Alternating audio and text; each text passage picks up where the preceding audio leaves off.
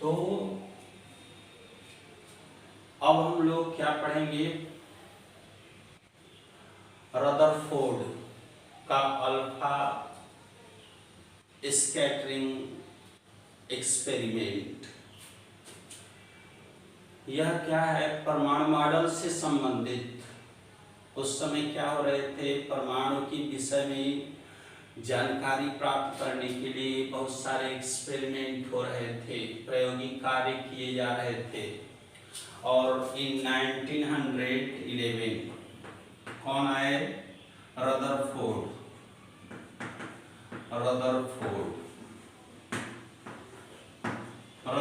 आए। इन्होंने क्या किया, अल्फा स्कैटरिंग एक्सपेरिमेंट किया, जिसे अल्फा प्रकीर्णन प्रयोग, अल्फा 2He4, यह अल्फा पार्टिकल्स या अल्फा प्रकीर्णन प्रयोग किसका है, रदरफोर्ड का है। और इन्होंने एक इम्पॉर्टेंट एक्सपेरिमेंट किया और एटम के भीतर उन्होंने बताया अपने एक्सपेरिमेंट के द्वारा, अपने इस प्रायोगिक कार्य के द्वारा, कि किसी भी एटम्स के दो पार्ट्स होते हैं।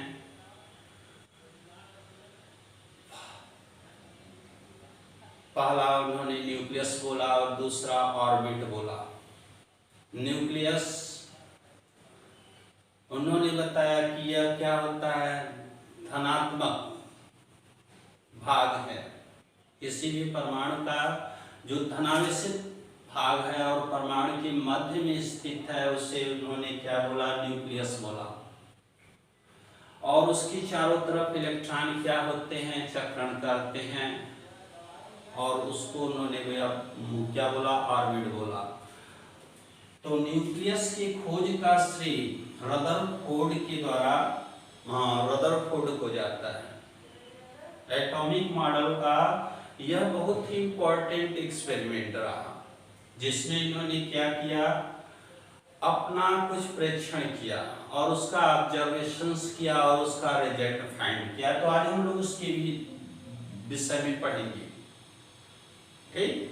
तो इन्होंने किया क्या, रदरफोर्ड साहब ने सोने की पतली पन्नी पर अल्फा कणों का क्या किया, बमवर्षण कराया। यहाँ पर उन्होंने लिया सोर्स ऑफ अल्फा पार्टिकल्स, जिससे अल्फा कण क्या हुए, निकलते थे, ठीक है। यहाँ सोर्स ले लिया, यह आपका सोर्स हो गया। इसी से उन्होंने क्या किया, अल्फा कणों को प्राप्त किया, ये सोर्स है। उन्होंने देखा कि जब सोने की पतली पन्नी, कई परमाणु थे, है पतली पन्नी, थीन पाइल्स ऑफ गोल्ड, और उन्होंने क्या किया, अपना एक्सपेरिमेंट किया। तो उन्होंने देखा, और यहाँ पर क्या, फ्लोरोसेंट मैटर, जिंक सल्फाइड के पर्दे का यूज किया, जिससे चमक उत्पन्न हो, है ना, जिससे आपका त्यो प्रतिदीप्त उत्पन्न होना, ठीक है। तो यहां से जब अल्फा कण क्या हुए, निकले, तो अधिकांश अल्फा कण, बहुत सारे अल्फा कण, ठीक है, इस एटम्स के आर पार हो गए। जैसे परमाणु क्या है, खोखला, ठीक। उन्होंने देखा कि अधिकांश अल्फा कण क्या हो रहे हैं, इस सोर्स से निकलकर इसके आर पार हो जा रहे हैं। जैसे क्या है, हॉलो लाइक स्ट्रक्चर, खोखला हो, परमाणु खोखला हो, 99.9% अल्फा पार्टिकल्स क्या किए, उस पार चले गए और जाकर यहाँ पर क्या किए, चमक उत्पन्न कर रहे थे। और कुछ अल्फा कण, बहुत कम, थोड़े,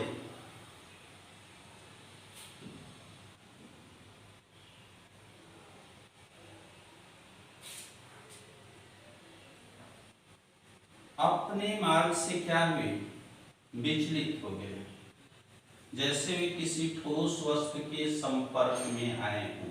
कुछ अल्फा कण को देखा उन्होंने, सीधी रेखा में चल रहे हैं, लेकिन कुछ टकराए और टकराकर अपने मार्ग से क्या हुए, 90 या उससे अधिक अंश का कोण, डिग्री का कोण बनाते हुए विक्षेपित हो गए, रिफ्लेक्ट हो गए।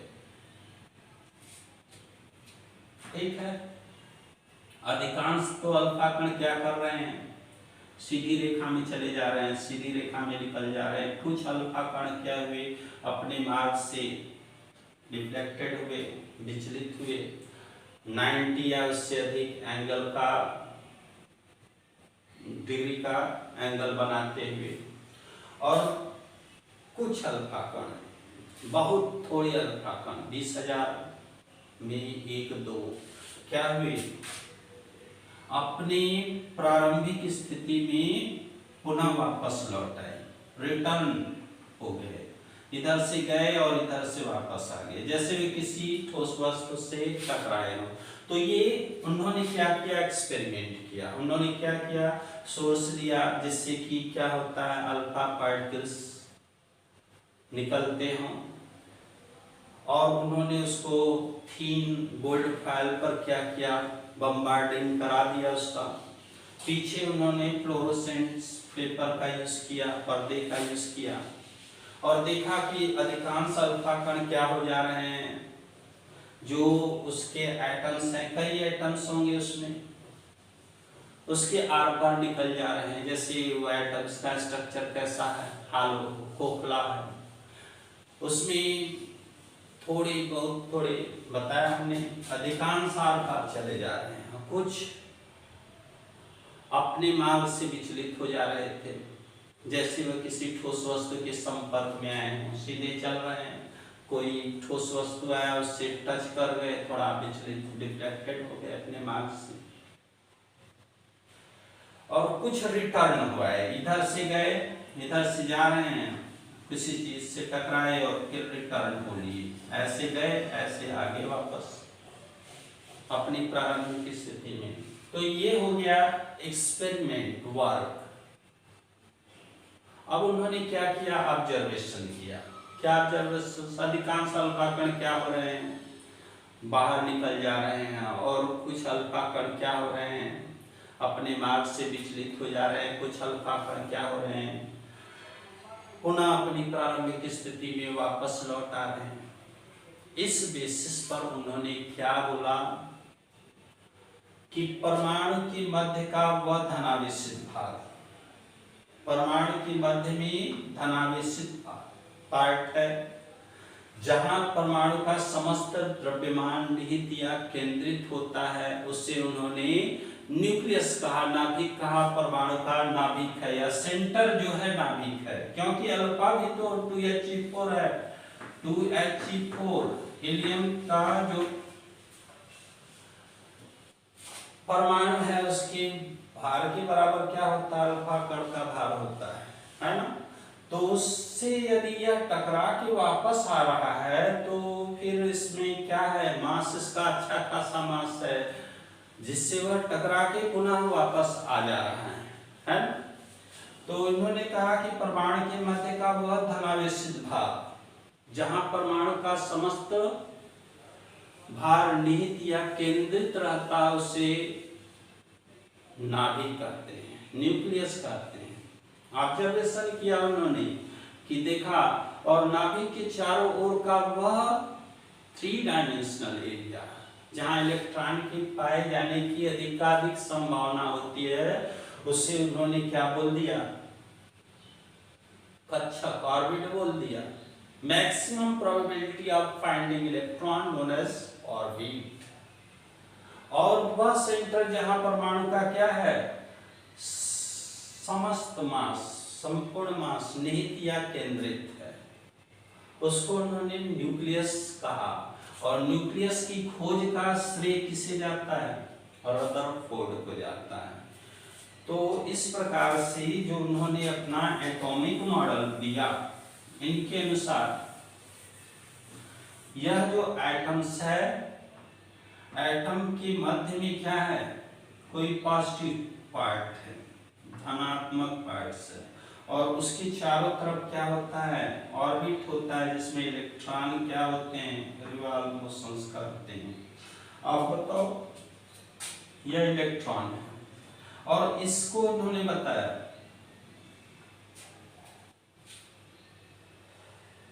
इसका जो शेप है वह पूरे एटम से क्या है, बहुत छोटा है, लगभग 10 लाख गुना क्या है, छोटा है। एटम की पूरी शेप साइज से इसका साइज क्या है, छोटा है। तो इन्होंने देखा कि जो इलेक्ट्रॉन है, इलेक्ट्रॉन क्या कर रहे हैं, इसमें मोशन कर रहे हैं, और यहाँ पर क्या है, नाभिक है, न्यूक्लियस है। न्यूक्लियस की खोज का श्रेय रदरफोर्ड को जाता है। तो आप जानते हो यह नेगेटिव पार्ट है और यह पॉजिटिव पार्ट है, ठीक है। तो नेगेटिव और पॉजिटिव में क्या होगा, अट्रैक्शन फोर्स होगा, फोर्स ऑफ अट्रैक्शन। और यही क्या होता है, फोर्स ऑफ अट्रैक्शन जो होता है बिटवीन इलेक्ट्रॉन एंड प्रोटॉन, इसी के द्वारा क्या होता है, इस इलेक्ट्रॉन को सेंट्रीपिटल फोर्स प्रोवाइड होता है, केंद्रीय बल प्राप्त होता है, जो अट्रैक्शन फोर्स काम कर रहा है इन दोनों के बीच, जिसके कारण इलेक्ट्रॉन क्या करता है, त्वरित गति करता है, एक्सेलरेट मोशन करता है। और इसी बेसिस पर उन्होंने बताया कि इलेक्ट्रॉन परमाणु के मध्य में क्या है, धनावेशित भाग है, पॉजिटिवली पार्ट्स है, जिसे उन्होंने न्यूक्लियस की संज्ञा दी, और उसके चारों तरफ परमाणु के इलेक्ट्रॉन क्या करते हैं, चक्रण करते हैं। क्योंकि वो साइंटिस्ट थे, वो जानते थे कि यहाँ पर क्या है, यह पॉजिटिव पार्ट्स है, यह नेगेटिव पार्ट्स है, यहाँ प्रोटॉन है, यहाँ इलेक्ट्रॉन है, इनके बीच क्या होगा, अट्रैक्शन फोर्स काम करेगा। यदि इसका अस्तित्व बनाना है, नहीं तो क्या होगा, ये इलेक्ट्रॉन इसमें खींच जाएगा, अट्रैक्शन फोर्स लग रहा है, इलेक्ट्रॉन को खींच लेगा, और खींच लेगा तो क्या होगा, यह परमाणु का अस्तित्व, स्टेबिलिटी समाप्त हो जाएगी। तो इस बेसिस पर उन्होंने कहा कि इलेक्ट्रॉन क्या करते हैं, इसके चारों तरफ चक्रण करते हैं, और वे, उनका मॉडल भी फेल हो गया। वे इस बात को नहीं समझा पाए कि इलेक्ट्रॉन किस प्रकार से इस कक्षा में रिवॉल्व मोशंस कर रहे हैं। 1911 में इन्होंने अपना एक्सपेरिमेंट किया, अल्फा स्कैटरिंग एक्सपेरिमेंट, जिसके द्वारा न्यूक्लियस और ऑर्बिट की खोज की गई। रदरफोर्ड ने ही बताया कि परमाणु के मध्य में जहां परमाणु का समस्त भार निहित या केंद्रित होता है, उसे परमाणु का नाभिक कहते हैं। नाभिक के चारों तरफ इलेक्ट्रॉन क्या कर रहा है, चक्रण कर रहा है।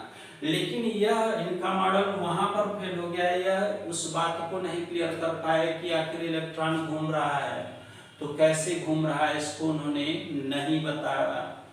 हाइड्रोजन स्पेक्ट्रम या डिस्क्रीट स्पेक्ट्रम के विषय में ये क्लियर नहीं कर पाए अपने मॉडल के द्वारा।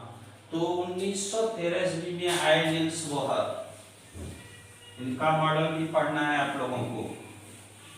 नील्स बोहर ने क्या किया, Bohr models, Bohr's, Niels Bohr's, ठीक है, नील्स बोहर इन 1913 इन्होंने इनके मॉडल को मैक्सवेल इलेक्ट्रिकल डायनामिक्स जब पढ़ोगे तो इसमें इनका थ्योरम मिलता है मैक्सवेल का फिजिक्स में। तो मैक्सवेल ने बताया, मैक्सवेल के विद्युत चुंबकीय सिद्धांत के प्रकाश में इन्होंने क्या बताया कि जो रदरफोर्ड का परमाणु मॉडल है उसमें कुछ कमी है। मैक्सवेल के विद्युत चुंबकीय सिद्धांत के प्रकाश में इन्होंने बताया कि जो रदरफोर्ड का मॉडल है उसमें क्या है, कुछ कमी रह गया है। कमी क्या है? तो इन्होंने बताया कि यह क्या है, न्यूक्लियस है, और न्यूक्लियस के चारों तरफ जो इलेक्ट्रॉन क्या कर रहा है, चक्रण कर रहा है। इलेक्ट्रॉन क्या है, एक ऋणावेशित पार्ट्स है। तो मैक्सवेल ने बताया था कि कोई भी एक्सीलरेटेड पार्टिकल, त्वरित कण, जब भी और उस पर क्या हो, चार्ज हो, जब भी मोशन करेगा तो क्या करेगा, ऊर्जा को लॉस करेगा, एनर्जी लॉस करता है। तो इलेक्ट्रॉन भी क्या है, एक एक्सीलरेटेड पार्टिकल है। क्यों? क्योंकि इसका भी मोशन आवेग में परिवर्तन होगा। आप देखोगे वृत्तीय गति, सर्कुलर मोशन पढ़ाया जाएगा आप लोगों को फिजिक्स में। तो उसमें देखोगे कि जब भी कोई आवेशित पार्टिकल्स क्या करता है, मोशन, सर्कुलर मोशन करता है, तो उसके वेग में क्या होता है, परिवर्तन होता है। इसी को क्या बोलते हैं, एक्सीलरेटेड मोशन बोलते हैं, त्वरित गति करते हैं। इलेक्ट्रॉन भी क्या करेगा, त्वरित गति करेगा, जिससे ये अपनी एनर्जी को क्या करेगा, मैक्सवेल के सिद्धांत के अनुसार लॉस करेगा। तो यह जब लॉस करेगा तो धीरे धीरे इसकी एनर्जी क्या होती जाएगी, घटती जाएगी, और एक ऐसा कंडीशन आएगा जब इसकी एनर्जी क्या हो जाएगी, घट जाएगी, और जाके कम हो जाएगी, बहुत कम हो जाएगी, और जाके यह क्या करेगा, न्यूक्लियस में गिर पड़ेगा और नाभिक की एटॉमिक स्टेबिलिटी को क्या करेगा, समाप्त हो कर देगा, अस्तित्व को ही समाप्त कर देगा। इस बेसिस पर निल्स बोहर ने क्या बताया कि जो रदरफोर्ड का परमाणु मॉडल है उसमें कुछ कमियां हैं, कमी रह गई, जिसको उन्होंने अपना प्लान क्वांटम सिद्धांत थियरी के बेसिस पर अपना मॉडल दिया। आगे हम लोग पढ़ेंगे, उस बेसिस पर अपने मॉडल को बताया और उसमें इसकी कमियों को उन्होंने दूर किया। तो इस प्रकार से आपने देखा कि रदरफोर्ड के परमाणु मॉडल में जो भी कमी थी उसको निल्स बोहर ने बताया क्या कमी थी। इन्होंने स्टेबिलिटी, एटॉम स्टेबिलिटी को क्लियर नहीं कर पाए, डिफाइन नहीं कर पाए, और फिर उसके बाद स्पेक्ट्रम को डिफाइन नहीं कर पाए, जिसको आगे हम लोग नेक्स्ट क्लास में पढ़ेंगे। हाइड्रोजन स्पेक्ट्रम क्या होता है, एमिशंस स्पेक्ट्रम के विषय में, और डिस्क्रीट स्पेक्ट्रम क्या होता है, निल्स बोहर का परमाणु मॉडल क्या है। इन नेक्स्ट, यदि आपको हमारा वीडियो अच्छा लगा, लाइक सब्सक्राइब जरूर कीजिएगा। फिर मिलते हैं इन नेक्स्ट। यदि कोई प्रॉब्लम होगा तो उसको आप लोग मैसेज कीजिएगा। थैंक्स।